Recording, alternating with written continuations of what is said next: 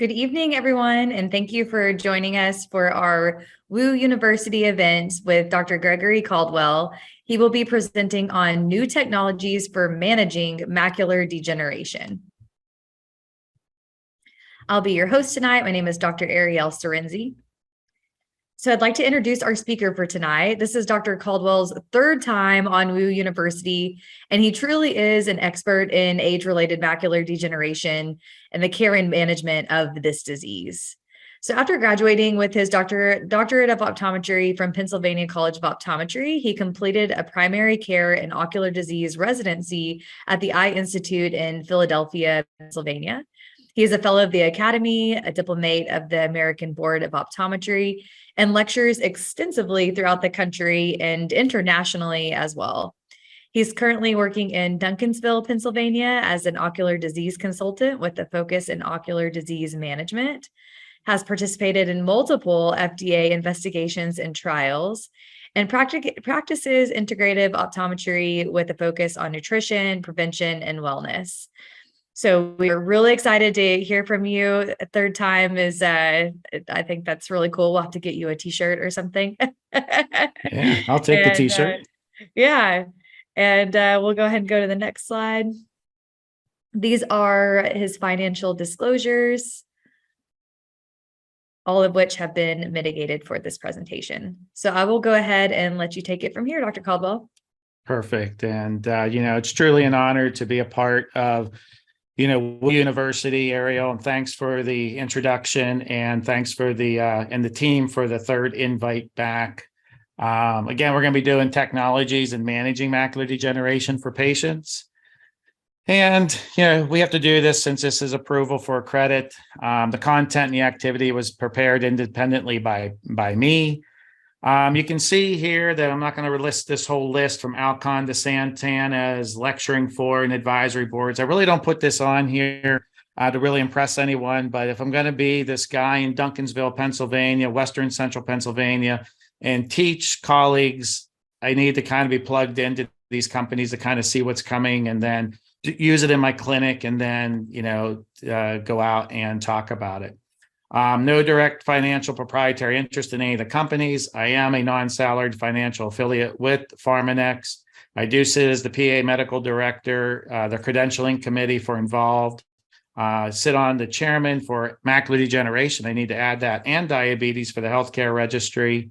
But here's really the biggest point is that the content of this information is presented without any commercial bias and does not claim any superiority. I'm going to be mentioning a lot of products here tonight.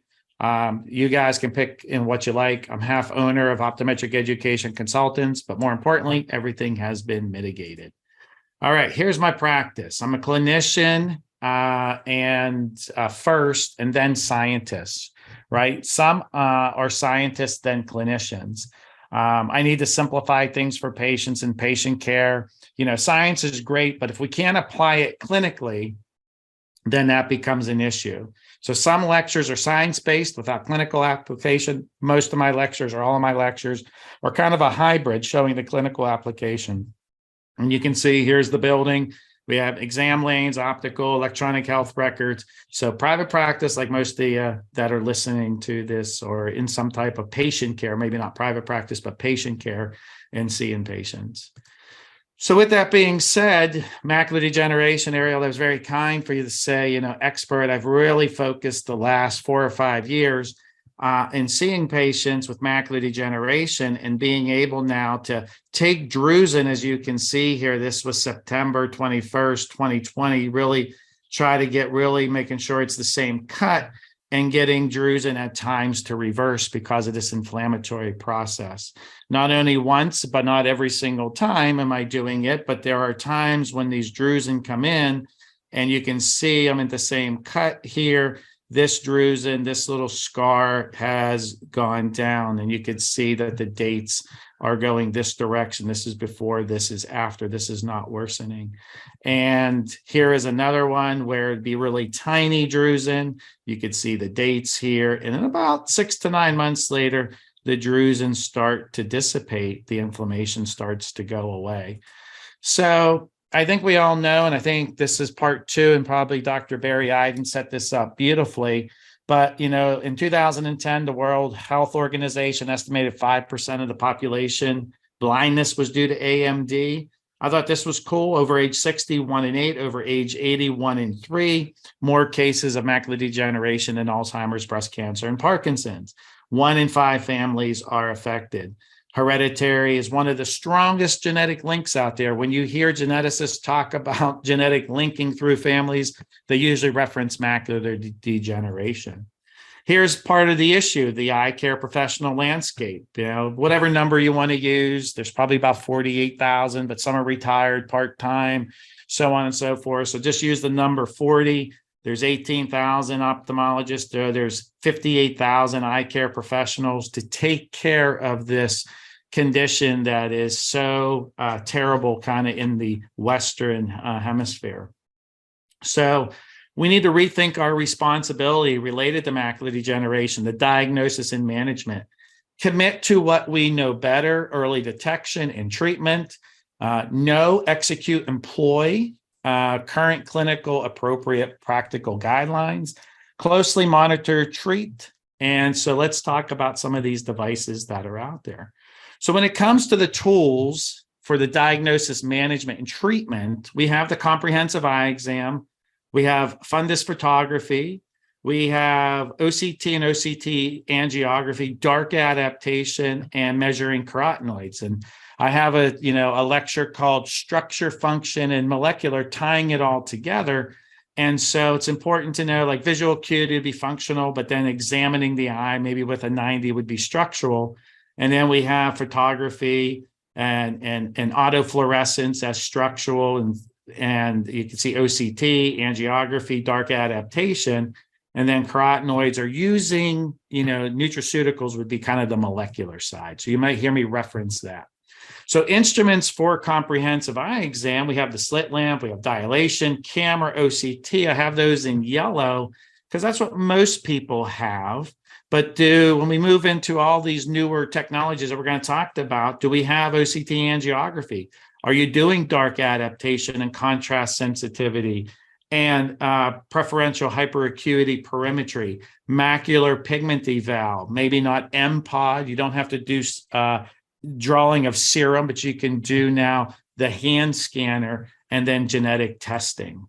So real quick out there, I used to do this as a polling question, but where is the macula? And kind of being kind of in the sense of optometry, is it 1 or is it 2? Ask yourself, is it here or is it here? But I can tell you, whenever I do these and do them as polling questions, 70% of the audience feels that this is the macula. And that's really the fovea. It's this one right here, this big blue circle. The macula is very large, starting from the fovea or foveola. It goes 2 disc diameters, to the left, to the right, and up and down. This is the macula, not that. So just kind of remind us, there's the macula. And I have this in here. And when I sent the handout, I did 6 slides per page. And I also sent the whole slide. So however they want to be shared, I'm totally fine with that. And that's why I share the slides, in case you want to have that. So when you're looking at most OCTs, you're going to see that, this whole scan is really the macula when you look at an OCT scan. And you're going to see me towards the end here to reference the macular pigment. And notice how in this part right here, they talk about where the macular pigment is, and the disease is down here, down at the Brooks membrane RPE level. So Beckman classification, I love when I do this live or do a polling question. This is the Beckman classification. I think it was like 2013. It's still used today based on the presence and lesions within 2 disc diameters, right? So it's this big area. But I love doing this live because I like just kind of pausing and just asking the audience, is there anything on here that bothers you when you look at this Beckman classification of no AMD, early, intermediate, and advanced? I can tell you what bothers me is that here we are with something that says small drusen less than 63 microns, but no pigmentary abnormalities. We have drusen, we have inflammation, we have disease, but yet we're going to call it no AMD. right? It kind of goes back into the day of, October was Breast Cancer Awareness Month. And we used to do, maybe, digital exams feeling for lumps. But, oh, we found something on a mammogram, but you can't fill it with your finger. So we're going to call it no breast cancer, right? So that kind of bothers me a little bit that we have a disease that's starting. Now, obviously, these are large drusen here, but you can maybe measure the drusen like the one that I showed on that third slide where we were disappearing, but we would still call that no AMD. There's AMD there. We need to kind of get away from that terminology. And now, granted, it's almost 10 years old, but that's just some food for thought out there. I don't like calling when there's disease no AMD. Now, here's I'm going to kind of set this up. This is a 54-year-old man. It says, Dad is getting vitro injections every 6 or 8 weeks for wet macular degeneration. And I was told I'm too young to have those drusen, how they can butcher that word up. So the patient says, what can we do now? I'm 54 years old. My dad has these injections, intravitreal injections. He's getting them every 6 to 8 weeks. I'm too young for these drusen, but, I understand maybe something can be done now. And here was me. You've come to the right person. If you're willing to make some lifestyle changes, maybe I have a deal for you. So this is where we can start stepping in, right? We can do genetic testing. We can do some skin carotenoid testing to see where they are, or MPOD if you want to do that. You can do dark adaptation. That would be excellent choice for this patient because dark adaptation can pick up macular degeneration up to 3 years before those drusen even show up at that 63 microns. So not only are we saying no AMD if they're 63 or smaller, but if they start to fail the dark adaptation, then we can start stepping in with some lifestyle changes. Along with that, doing contrast sensitivity, OCT, and OCT angiography. So I think what we need to kind of step back in is look at the early onset. These drusen are cholesterol deposits beneath the surface before they form, and they cannot be seen, and they're really seen at the layer of Brooks membrane. And here it is, guys and ladies and gentlemen that are out there and colleagues. It's cholesterol that accumulates, and the process unfolds to create inflammation, oxidative stress, disruption of oxygen and nutrients, and then you finally get that drusen formation that's out there. And a lot of the dark adaptation is based upon, you have choriocapillaris, you have Brooks membrane, but it gets the oil slick, and vitamin A cannot get across to the photoreceptors, the rods, to create the rhodopsin. Then that's when you start getting the dark adaptation issues that are out there. So again, here we are. This would be the RPE right here. This would be the photoreceptors coming down in this cartoon. And you could see that this is a nice clean macula. We're looking at Brooks membrane. Now, Brooks membrane is smaller than 5 to 6 microns. So the resolution on a spectral domain OCT is about 5 to 6 microns. So Brooks membrane is about 3 to 4 microns. So when the cholesterol builds up, you're not going to see it. That's why you kind of need a test that is functional, not structural, not looking for drusen. We need a function test here. And this is what we're showing here as we go back. If you look, Brooks membrane is perfectly clean here. You have cholesterol building up. Look at the stress that now starts to happen to the RPE. And then you get more stress to the RPE. That's the oxidative stress, the inflammatory condition. And now you finally got a drusen that forms. So now you can see them in the fundus photos. You can see them on OCT. But again, to walk you through this process, this is where we kind of want to do that early detection before the drusen forms. And then we get to intermediate and advanced drusen, where we can now say, hey, let's put the patient on AREDS. We're going to early detection, right? This is where AREDS formula is made for. We need to do better and get back and start diagnosing at this stage, and then start making those lifestyle recommendations that are out there, right there where the big yellow arrow is. So it's very similar to glaucoma. we have structure testing, we have function testing, we have risk assessments that are out there. So we have the ability to take photos, or we can put in here, OCT. But what would be the function test? And years ago, it was started with the dark adaptation. It was this unit that you literally had to seal the patient. Like if you didn't like your technician, if you wanted them to leave the practice, right, instead you didn't have to fire them, you made them the dark adaptation specialist, because literally if someone opened the door, if there was light coming under, if their cell phone went off, you can really, in a sense, unbleach the patient or undark adapt the patient, and the test would not really work well. And that's when the goggles came along. And now you really can do dark adaptation and make any room really kind of a dark adaptation area. So dark adaptation is a functional test, right? It started off kind of with this big microwave back in the day. And then a few headsets came along that can check for this dark adaptation. And we're really measuring the rod intercept line would be with this unit here. Adaptation time is what Hero does. This was Maculogics. They were recently bought out by another company. I forget the name of it. I probably should know that. But there are two companies that, in a sense, do dark adaptation. One does rod intercept, and Hero does does adaptation time. Functional tests that can help overcome the challenges in diagnosis of macular degeneration. And here's the key. We showed that oil slick building up.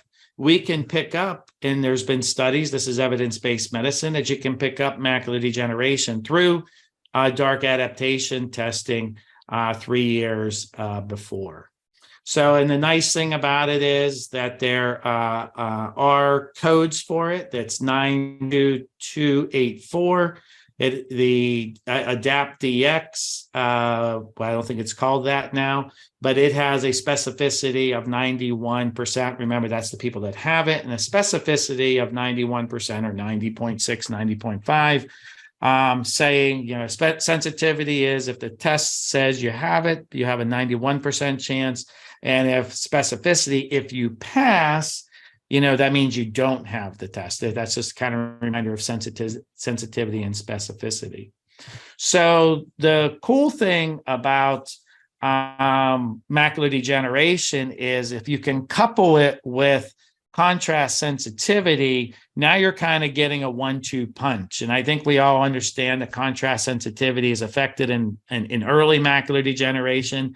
And in many cases, including macular degeneration, traditional visual acuity, right? Snellen acuity is not going to reflect the patient's symptoms. We see it all the time. Patients come in with drusen and they're still 20/20, but if you do contrast sensitivity on it, man, would they be reduced. So there's evidence that it may degrade prior to the observable structural changes. So coupling that with dark adaptation makes it really, really powerful early diagnosis, but then you need to be able to intervene by having the patient quit smoking, some type of nutraceutical, lifestyle changes, eating healthy, a little bit of exercise. They don't have to join Planet Fitness, but they need not to have a sedentary lifestyle and wear sunglasses, in UV light.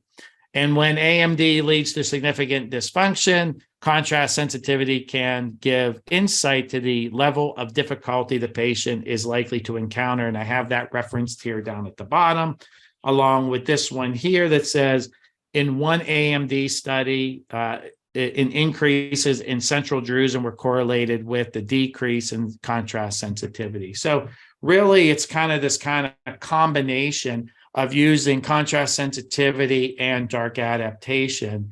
The nice thing is Hero has this in their device. You don't have to get a whole other device. And then you can also do the dark adaptation. And really, it's about a 25 to 45 second test. So in early detection, dark adaptation and contrast sensitivity.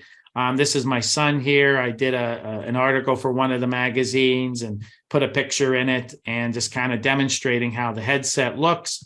I kind of have it here as a reference in size beside a slit lamp. And again, here's a nice picture of the headset. This headset here has both dark adaptation and contrast sensitivity, giving it that nice 1-2 punch for the early detection of AMD. This device here has dark adaptation as a standalone. All right, so we kind of moving through here on the different types of new treatments or advanced treatments and diagnostics in macular degeneration. So here's this person, right? What can I do? We talked about dark adaptation, contrast sensitivity. Let's jump into maybe some genetic testing. OCT is really not anything new. Maybe I'll show you some, I don't want to turn this into an interpretation, but maybe show how angiography has come into play that's out there. So when it comes to DNA, genomics is all of our gene, genetics is individual genes, and the epigenetics is the part of what we do to our bodies to be able to turn it on or turn off those genes. And so the point that I have that I like to make is I usually like to ask the audience, ask yourself, we each have a mom and dad, we have our genetic profile. How much of our genes we can't change? What we have our genes, X chromosome, Y chromosome, and what is the amount, and put it in your head, what is the amount that you can't change, but how much can be influenced by our epigenetics? And I can tell you when I do this in a live audience and I ask the audience to play Prices Right with me, someone will say 50%, and I'll say, okay, higher or lower. And someone goes higher, and I'll say, okay, give me a number, and they'll say 80%. Then someone goes, no, lower, and I go, how low? 25%. The answer is really it's 8%. 92% of what we do, exercise, sleep, yoga, meditation, the food that we put into our mouth, the micronutrients, 92% of that is what we do, right? So 8%. Depending on what articles you read, kind of in the functional and the holistic, 8 to 10% is unchangeable. 90 to 92% is what we do. And that's when you hear epigenetics. So that's why, ocular genetic testing has come along. There's the inherited retinal disease, and then there's Spark Therapeutics that's out there. And then this is your inherited retinal disease. Really, this one does not do anything for macular degeneration. It's by Spark Therapeutics, but there is a whole other, and here's some, peer-reviewed studies on that. And then here is the age-related testing by Arctic. Now, Spark doesn't do anything with macular degeneration, but this one here, Arctic, does, and starts to give you a genetic profile that's out there. So genetic testing is becoming pretty important. And one of the ones that I use in clinic is by Visible Genomics. And you can see here, we can swab the patient's cheek, we send it in, and it starts to now tell us the arms, the complement factor H, and this complement factor 3. And remember, that's complement factor. We have our innate immune system, we have our adaptive immune system, but then there's that whole complement system, which makes that membrane attack complex, which plugs into like the bacteria and blows it up. But that's what gets in down at the RPE level on these genetic risk factors down there at the level of Brooks membrane, RPE, and creates that inflammation. And you can see this patient was tested and has a low risk factor based on low arms and then highly protective complement factor in this allele right here, this TT allele. And as you can go through, you can see low risk, moderately protective, and then you get down to the C3. And we can go through and we can now guide this patient on, hey, you're pretty high based on your genetic profile here. We really want to intervene with some lifestyle, some nutrition, some exercise, smoking cessation programs that are out there. So that becomes powerful with dark adaptation. These people like this 53-year-old person, let's do some genetic testing. Let's get some dark adaptation to see if we're getting even early onset. Let's do some contrast sensitivity. And here's my buddy that I love listening to him on YouTube. He's a ninja nerd. If you want to go there, he's got like an 8 profile. He starts off maybe with a little bit of this drawing, but he talks here about the innate immune system. Here he talks about the adaptive, but right here is your complement system. And here it is. Here's all your C3s and C4s. And this is what now that genetic predisposition. Are you having those genes where your immune system will start to attack down there at that Brooks membrane slash RPE? And this is what it's showing right here. Complement factor H in macular degeneration. You can see here are the photoreceptors. This is the RPE. And you can see here where the genetic mutation has come in, and you can see how it's creating an inflammatory genes, the positive VEGF expression, and you can see where the disease, see the drusen building up, the inflammation, the cholesterol that we showed in those other, we're starting to get modifications and neovascularizations and exudate and mononuclear phagocytes, right? It goes back to it's part of the immune system. And so what we're trying to do is try to keep that immune system at bay by making those lifestyle changes. So genetic testing, dark adaptation, contrast sensitivity really starts to fold into play. Now, with that being said, what is the basis for zinc? And there's some genetic and talks out there with regarding the nutraceuticals. Well, you can see here that, when it comes to zinc, some nutrition experts recommend a lower dose. The investigators did not find a difference in 80 versus 125. And this is off the National Eye Institute, National Institutes of Health. You can Google it. They're frequently asked questions. So there's that big debate out there. Do I need 80 milligrams of zinc?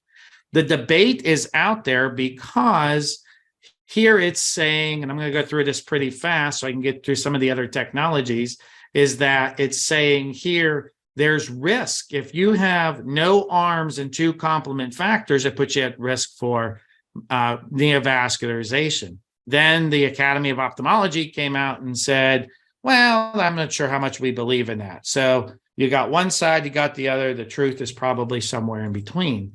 And why is that relevant? Well, this was a 63-year-old patient that came in, and we tested them, and they have low risk. And here's your 2 highs right here. This is what that study was showing, saying, hey, if this patient if you put them on 80 milligrams of zinc, that increases the risk of neovascularization. So here you go. Would you recommend AREDS 2 or 80 milligrams of zinc for this patient? I would not, based on some of the studies that are out there. This is just one of many that are out there, and it goes back as far as January 15th. So that's how we can use genetic testing. So, here's some of the fun parts that's out here. Let's see if I can find the slide that I'm in. So AREDS 2, it's really for intermediate and late. It's really not for those small drusen. And then I thought this was pretty interesting here when it said, can I take a multivitamin? Macular degeneration, 9 out of 10 participants were taking a multivitamin. So when you watch the commercial on TV and say, hey, I trust this product to my eyes because I have macular degeneration, does that person disclose too that 9 out of 10 were taking a multivitamin? So you get to intermediate and advanced, make sure you probably should have a good antioxidant or multivitamin to take care of these vitamins A and curcumin and resveratrol and quercetin. And carotenoids are easily measured out there. They get missed because people think when you score low on carotenoids, you should just replace carotenoids.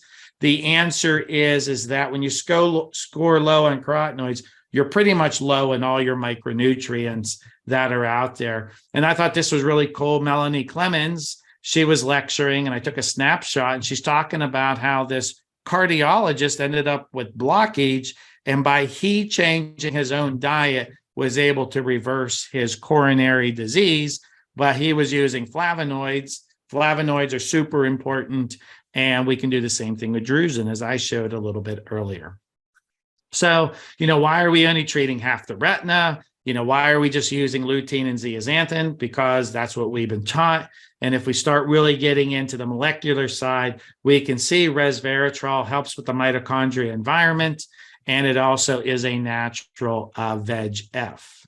So even in some of these other articles, it says maybe it should even be a biomarker of our eye exam, right? Or it should be a measurement that occurs during our eye exam. And this was out of the Annuals of Nutrition. We take IOPs, we take visual acuities, we measure an optic nerve. It's saying here, maybe this will maybe be a part of the eye exam someday, and then we can make some recommendations. Carotenoids are everywhere. You could see that, that they're here. It's cardiovascular disease. And this one here is for vascular aging. And we think we know about it with macular degeneration and within cancer. But the key is, it's everywhere. But when you measure carotenoids, if you do it through MPOD, obviously it's a low macular pigment. Yes, you want to replace with lutein and zeaxanthin, but if you check it on a blood test, what that's telling you from all the studies is that you're low in everything else. And that's what all these things are telling us here. Yeah, you can measure this, but it's telling you that you're low from A to Z, your micronutrients, your polyphenols, your flavonoids. Yes, you need to replace macular pigment. God gave it to us in our fovea for the third lens of the eye. And so I'm not a poo-pooer of carotenoids and lutein and zeaxanthin. We just got to take it to the next level. And that's where this comes along. You can do multiple ways of measuring macular pigment. Dr. Chris Putnam, he has his PhD in this arena. And so I was teasing with him one time. We were sitting around. I said, what's the best way to get the macular pigment? He said, how about a macular biopsy? And I said, okay, I get the joke, Mr. PhD. But he said that there's some subjective testing here, and he shared all these different ways of doing it. So you could do it within the eye. But here's where I like to point out, this is macular pigment, right? It's in the layers of Henle, and this is it right here. But my point is, look at all this oxidative stress going on through here. And we build up that macular pigment. It's more of a sunscreen. So again, I'm not poo-pooing. It's the third lens of the eye. But the disease, the inflammatory, the genetic part of this is down here. So I like to do a little bit more robust treatment when it comes, omega-3s, and putting the patient on a comprehensive multivitamin and maybe even some lutein and zeaxanthin, and really trying to calm down this inflammation that's occurring in this outer retina at this Brooks membrane RPE level. And so just kind of going through and just showing you again where the macular pigment is building up. And you can see if I would take this and build up the macular pigment, what's really helping out over here in this outer retina. You're going to get some pigment of that lutein and zeaxanthin, but we need to be doing something out here with that immune reaction, complement system, where dark adaptation in the earliest stages has reminded us where this disease is. So I like using the biophotonic scanner in the practice. It's based on Raman spectroscopy. It's non-invasive, so you can measure it three ways. You can do a macular pigment, you can do blood testing, or you can measure it in the skin. You can really do it anywhere in the skin, but we usually do the palm of the hand because it's a nice fatty area protected from the sun. You're going to kind of get the most consistent reading by doing the palm of the hand. And there's been correlations out there between macular skin and serum. There was an ARVO studies that were done. It's a biomarker of diet and lifestyle, and it's the phospholipid bilayer membrane is where this builds up, and the carotenoids are fat soluble, so they build up, and then this Raman spectroscopy is able to measure. And Raman was probably turned over in his grave that I make it real simple, that yellow and blue make green. The blue light that comes out, this is the Nobel Prize winning at 478. That blue light, not 476, 477, 479, but 478 hits carotenoids at a very certain level. Carotenoids have a certain color, and then it bounces back a green light at 518, and the filter of the instrument is able to measure. The higher the number, the more carotenoids you have, and in a sense, less chronic inflammation, or you're just eating a really good diet or supplementing well. So here's the hand scanner right here. The patient's hand is on it. And Arvo even said the objective hand scanner is better than some of the MPOD devices that are out there. It's a 2016 paper that was done. Now, moving out of that and into another technology, what about the times whenever you have a patient that has drusen in the back of their eye?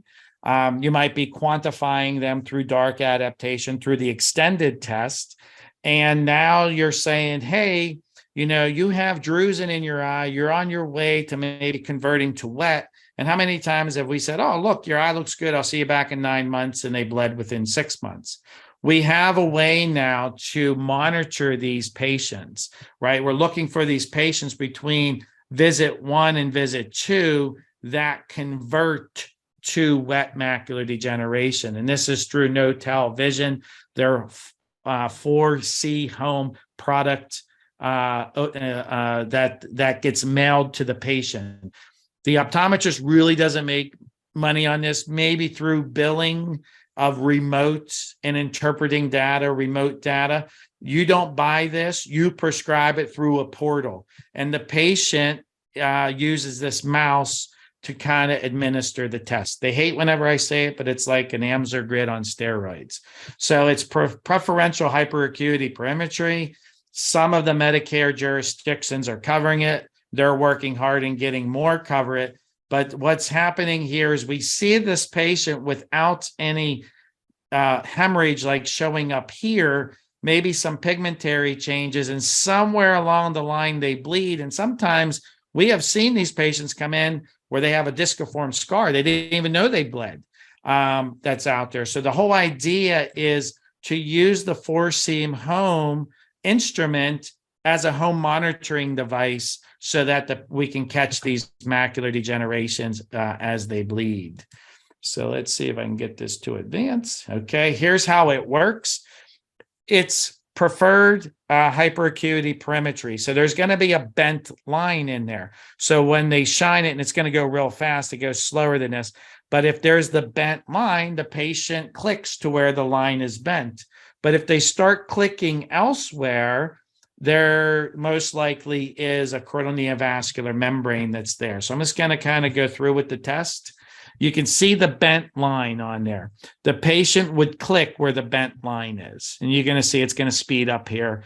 And it tests all over the macula, right? That whole macular region, that 5.5 millimeter region. And wherever the bent line was, the patient would click. Now, if they have a choroidal neovascular membrane, the bent line might be up here, but the patient starts to click when they shine the light on there from the more elevated area. And you can see that's kind of distorted right there. And then it kind of isolates that there's some type of pathology going on. And the cool thing is, I had this in my practice, basically everyone gets notified. The company gets notified, I get notified, the technician gets notified. This patient does not go longer than 24 hours without someone being notified. And then the whole idea is you can get them in there. So the patient is baselined, they're being tested, and then they've crossed the baseline. And now the doctor, the technician, the company, everyone is alerted to get the patient in at the earliest time of bleeding. So that's for wet macular degeneration that's out there. Now, I'm going to talk quickly here in the next few minutes, on OCT. There's really not much new advances out there, but OCT angiography there is. So, you need a spectral domain, not the time domain, but spectral domain OCT to be able to identify the OCT predictors of progression. And I really don't want to turn this into OCT interpretation because this could be a whole another 1 or 2 hour lecture. These have been the hyper reflective foci, the reticular pseudodrusen, all the way down to drusen load regression. I just kind of want to point out the hyperreflective foci and the sub-RPE columns. I'll turn it into a little bit because this is still part of managing OCT. So what I want to point out is you can measure the size of the OCT. Like this here, they'd say it's no AMD, but there's drusen going on. We need to intervene and help these patients. Here you can see that there's tons of oxidative stress, right? Remember the apple that we would cut in half and would slowly turn brown and browner and browner and then die? That's oxidative stress. This is oxidative stress right here. And actually this line right here is the mitochondrial line of the photoreceptor, the ellipsoid zone. If you look it up, it's mitochondria. And when you talk anti-aging, you're talking about mitochondria that we can now visibly see. Just no one ever calls it. We always call it the outer segment, inner segment, ellipsoid zone. It's truly the mitochondria. And if you go across, I love this picture here. You can see the mitochondria are healthy here, but then they fade out. Well, they're not. It's a bad scan. They're dying. They're going dormant. If you don't have mitochondria, the photoreceptors, now the vision starts to go down. So you can measure drusen. This is a nice big drusen here. And then, what's this layer called? I just kind of let the cat out of the bag. That's called the photoreceptor integrity line, the inner and outer segment, or it's the ellipsoid zone. And if you look, the ellipsoid zone, this is just a Google. What's the ellipsoid zone? It's considered to be formed mainly by mitochondria. And we all know that if you do anti-aging or try to do some type of vitality, it's always about the mitochondria. So look how nice and healthy the photoreceptor mitochondria are, and there's about 500 per photoreceptor. I geeked out on this one night whenever I was looking through OCT Connect, and someone put on there, hey, look, interpretation of OCT and OCTA, a histopathological approach. We just went down here and showed you that the cholesterol builds up in Brooks membrane. Here's the RPE. What's this added pink line? And when I looked at it, I was like, oh my gosh, check this out. Mitochondria of the RPE. And look right where that disease is.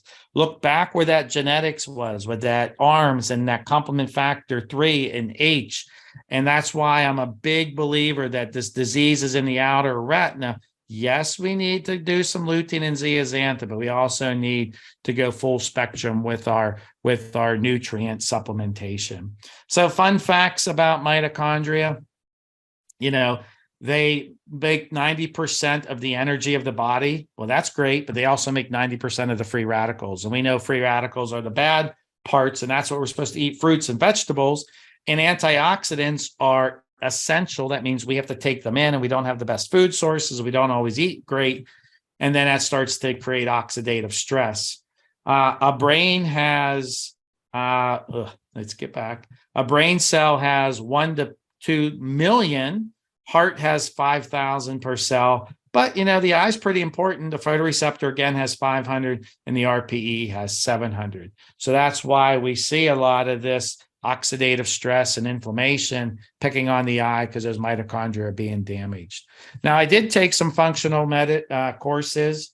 Ariel at the very beginning said I started doing integrative optometry. I started taking, I went to A4M. It's the Academy of Anti-Aging in Medicine, the American Association of Anti-Aging in Medicine, the A4M. And I thought this was pretty cool when they came out with this new word, inflammaging. And it's the consequence of failing mitochondria, which then create a pro-inflammatory and cytokines, right? We kind of hear about that with dry eye. How many times have you heard interleukins and interleukin-1 and all this stuff that happens with dry eye? Look, inflammaging is basically, failing mitochondria, creating inflammation. And again, it goes back to the mitochondria. So what I like pointing out is, isn't it kind of ironic that here's that, genetic testing. Here's where dark adaptation can help out, contrast sensitivity up at the photoreceptor level, how it all now kind of connects. And it goes beyond taking a picture now and just doing OCT that's out there. So it all is being interwoven with all these different tests that we have. So OCT and AMD, we talked about these hyperreflective foci, hypo versus or hypo right here, the black versus hyper. And what we're doing here is I want to kind of show you a little higher end interpretation And you see this little ray of light coming down here. When I took the picture, at least I did move to the center lane. But here was probably a better one. You see this cloud bank, or you see how this sunlight's coming through. When I look at macular degeneration with an OCT, I like looking at the choroid. And there's a reason why I have this covered, is because I want to show, see how these little ray bands, those are those sub-RPE hyperreflective columns. Let me take away the rest of the picture here. You see all this coherent light that's not over here? That's because the RPE is missing. So now what happens is, if you come over here and you see the drusen, you see this RPE scar, this hyperreflective foci, that's a sign of progression. And over here, there's more signs of progression. I want to show you this. See these sub-RPE columns? This is how we can use OCT to see things are progressing. And the reason I showed those clouds is because there's a cloud bank, and now there's a break in the cloud. The sun can come through. Well, you can't really see the break in the RPE, but you know there's a break because the coherent light is going down through. This is a lot sicker RPE than you think because it's breaking down. And that's why I love showing this here. See this ray of light and this ray of light and this ray of light right here. So this is just cases of how we can use the OCT to examine and watch the progression over time. This is just someone with geographic atrophy. I just kind of wanted to show you how the hyperreflective columns look. And then here's this patient. Just kind of judge this. How diseased does this patient's right eye look? It looks pretty diseased. You're starting to get a lot of light shining down through, especially here. You got hyperreflective columns. And the reason why I point that out is because this is what happened to the other eye. It bled, right? And this would be maybe where the no-tell device would come along. Now, one of the things that, we get lost with dark adaptation, we think it's for early macular degeneration or the detection, but we can quantify patients that have drusen. So it's kind of a nice number to have that you can measure their adaptation index, and then you can start doing some lifestyle changes and seeing if you can keep that number the same or reverse it. So you can start using all these different instruments to really manage these patients at a high level. And then the next few minutes here, what I would like to hit is just kind of show off this technology, OCT angiography. It's non-invasive. I'm going to say it again. It's non-invasive. And even though I say a bunch of times during the lecture, I'll go to a break and people will be like, what type of dye do they use? It's not a dye that they use for OCT angiography. It's a scan that goes at 70,000 scans per second. And when you scan at 70,000 scans per second, whatever's moving versus not moving can be subtracted out. And what can happen is you can now start getting the blood vessels. And we know that in the inner retina, there's blood vessels, and then there's at the photoreceptor, no blood vessels, and then we can get the choriocapillaris. This is great for diabetes. This is awesome for diabetes, and it's also great and awesome for macular degeneration. So this is diabetes. You should have a nice big black area where the photoreceptors are. We're down cutting through this level. So this is right here, inner retina, a little deeper of the inner retina. Now we're at the photoreceptors. Now we're at the choriocapillaris. And whenever you do that, you can see things like this, right? This would not be seen on a fluorescein angiography for two reasons. You can't see it because one, it's not leaking, and two, it's below the RPE. ICG sees below the RPE. When's the last time you saw someone do a ICG? This would be the perfect case when, you'd see this patient, you'd think everything was fine, and then you would send them home, and then 9 months, between the 9 months, they would bleed. This would be a great time whenever we would be using that no-tell device, that preferred hyperacuity perimetry. We call this an occult non-exudative choroidal neovascular membrane. There's type 1, and you can see it here. That means it's below the RPE. This one's bleeding. This one's not. This is the fun one to diagnose This one, you kind of see what's going on when you look at the B scan OCT. How about this one here? Would you say that this right here is fluid? Maybe it's just atrophy. But when you do OCT angiography, you can see the carotenoid membrane. And now we have early detection for this patient. The trick is, can we, send that for a referral? I scan all my patients. I do OCT angiography when I start seeing, because whoever would have thought this right here would have shown this carotenoid membrane. And you can see how it's highlighting here with blood vessel flow. So OCT angiography. And there's just lots of cases here. This is type 2 that's now kind of grown up into the RPE area. And that would be a classic type of presentation that we're seeing. And we can now visualize these really, really well and help sometimes manage the patient with the retinologist. So I'm just kind of go through here and kind of show you, because I know I'm getting close here. Like this patient here, is it this drusen? Is it this drusen or that drusen, which is more suspicious? You can see all the drusen now on this enfos. So you don't know until you take a look, and you can see here, again, I won't turn this into interpretation, but there's no blood flow, no blood flow. There's the blood flow right here. And this patient now, I'm going to watch a lot closer, despite this one here showing that RPE scar. So it's this one right here. That's the one where that blood is growing up into that drusenoid PED. This was kind of neat. I was able to detect, look where we are here, outside the foveolar vascular zone. Look at the blood flow. This is actually our RAP lesion. This is that carotenoid vascular type 3. It's in the retina. And we were able to get it to the avastin. And look, the blood is no longer flowing in it. And we've dried this retina out. Really, really nice.